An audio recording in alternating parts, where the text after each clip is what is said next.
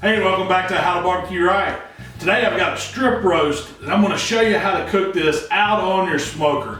Now this strip roast is perfect for your Christmas parties, your New Year's parties that are coming up. Everybody's a little tired of the ham and turkey that we got our fill on Thanksgiving. So I wanted to show you how to do some beef, and you can do this out on your smoker and it makes an awesome presentation. Now this strip roast here weighs about 12 pounds. And it's going to feed a lot of people. We're going to cook it to where it's the perfect medium rare, and it's just going to be very similar to a prime rib. The strip loin is a little bit leaner. You notice it doesn't have as much marbling in the meat as your ribeye would, which you typically see used for a prime rib. But we cook them very much the same, and it does have a nice fat cap on it that we're going to leave on to give us some of that extra moisture and protection for when we're cooking this out on the smoker. So I picked this strip loin up at Sam's Club, and it was right about $6.98 a pound, which wasn't bad for, I think it weighed a little over 12 pounds. So you're looking at about 80 bucks, something like that with tax and all, for a nice roast that's going to feed a lot of people. You bring it home, get it out of the cryovac packaging. There's not really any trimming or anything you're going to do to it, because I want to leave this fat cap on it. You can see it's got a nice layer. It's not real thick, but it's just enough fat that as it cooks, it's going to offer some protection to the meat. It's also going to add some additional flavors. Some of that fat renders. So the first thing we're going to do is we're going to take some olive oil and we're going to get a good coating on both sides. This is going to help that seasoning stick to the meat, create that nice bark crust that we want on the outside of our roast. Now for seasonings, I'm keeping it very simple. You don't have to overdo it with a piece of meat like this. We want the meat to shine through. That's what we're wanting to taste. A little bit of the smoke, the good beefiness of the strip loin. And we want our seasonings to accent. So we need some salt, some pepper, some garlic, some herbs. That's exactly what I'm doing today. I've got my AP blend. I know you've seen me use it before. Salt, pepper, and garlic. It's got a few other little herbs in there as well. But it's just a great mixture to give us that balance of flavor to bring out the beef.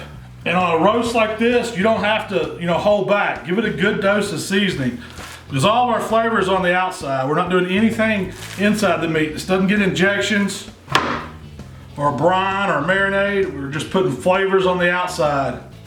So we've got the AP on.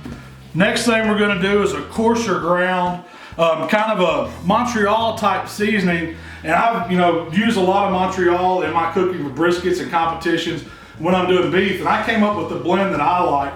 So it's going to give us a texture, and that's what's really great on a large piece of beef or a steak or a chop. Of course, on this recipe, you can use any kind of all-purpose seasoning that you like. If you want to make your own up, I've got the recipes out there for them. You can use, store-bought rubs. This is one where you can play with the flavors, but keeping it simple is the way to go. So now the roast is seasoned, and I really want this to hang out for at least an hour before it goes on the pit, because I want that salt and that pepper, the seasonings to start pulling some moisture out of the strip loin. And as it does that, those flavors are going to get pulled down in it. It's really going to create a nice flavor profile that's going to give that beef, make that beef shine, but give us a nice crust, seasoned piece of meat on the outside. And that's exactly what you want when you're cooking a roast like this. Let it hang out. You can stick it back in the refrigerator for about an hour. Go outside. I'm going to get the smoker fired up. We'll be ready to roll here in just a few minutes. Stick around. All right, I'm out here at my Ole Hickory HMM, and I've got it fired up today. This is where we're going to cook the strip loin on. I've got it set at about 250 degrees. That's the temp I want to hold this roast at the whole time it's cooking. It's probably going to take you 2 or 3 hours to get it up to about 120 internal. That's what we're looking for. We're going to take it off at that rare stage. We're going to get 5 to 7 degrees carryover to get it up to mid-rare where I want it, but I don't want to overcook it. And that's the worst thing you can do with a roast like this, is to really overcook it. It's best to keep it rare to mid-rare.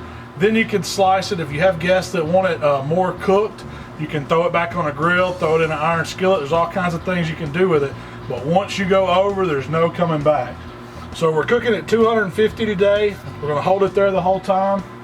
I've got a couple of these aged hickory wood chunks that I'm gonna throw on my hot coals. I'm just using charcoal as a heat source, and I'm using hickory wood today for the smoke.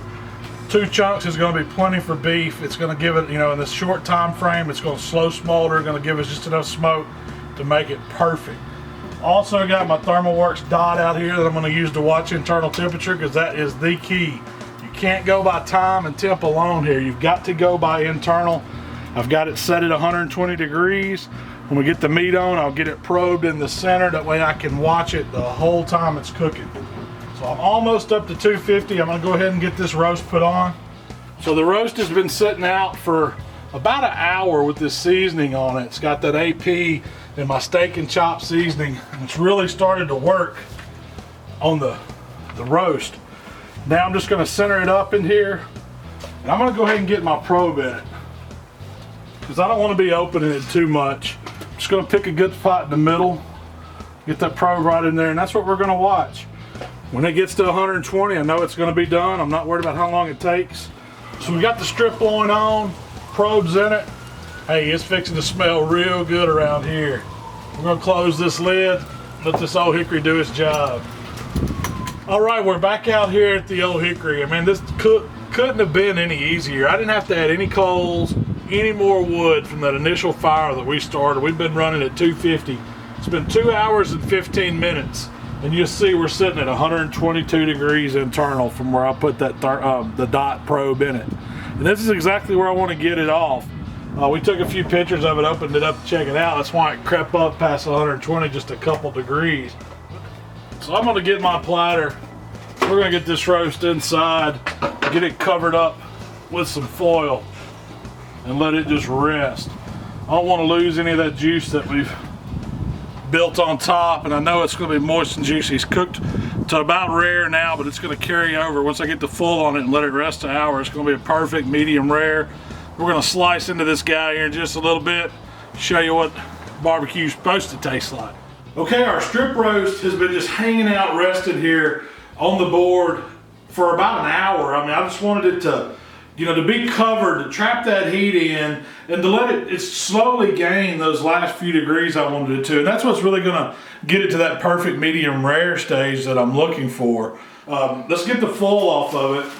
The reason why I held it in the platter is because I wanted to catch any juice that might have came out as it was resting.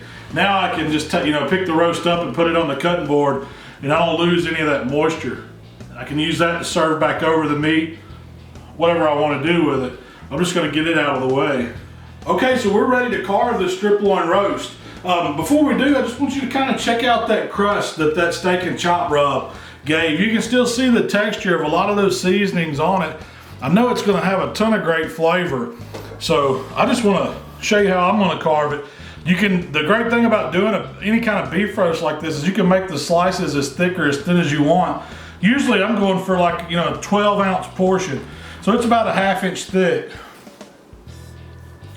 And that's the perfect size if you're serving this for a Christmas dinner, any kind of holiday dinner.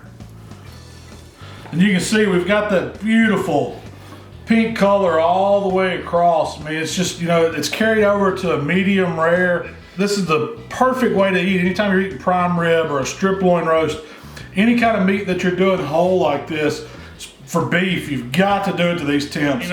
This sirloin roast right here just looks awesome. It looks so good. I can't wait. I've got to try a piece. I want to get a piece out of the center here. This is the one that's got my name on it.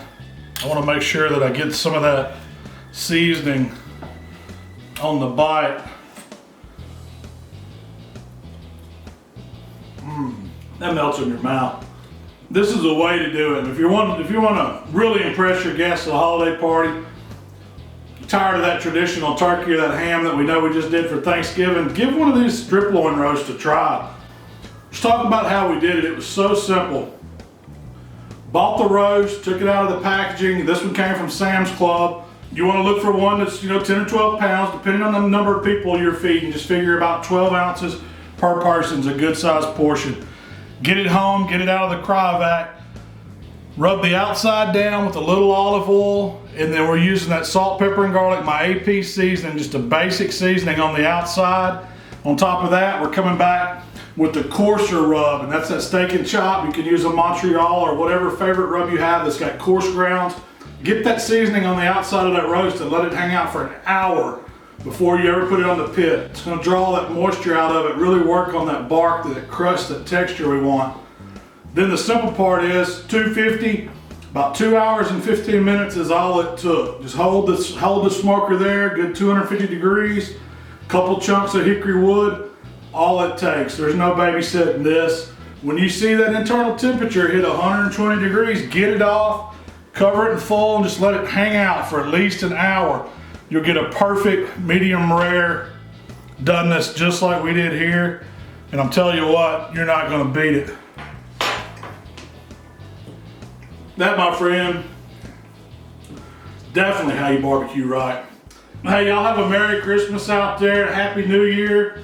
Fire up those barbecue pits this winter. Don't just let them sit out there covered up. If you like what we're doing, subscribe to our channel here at HowToBBQRight. You can find us on Facebook and Twitter. We're gonna keep on smoking. Y'all do the same. See you next time.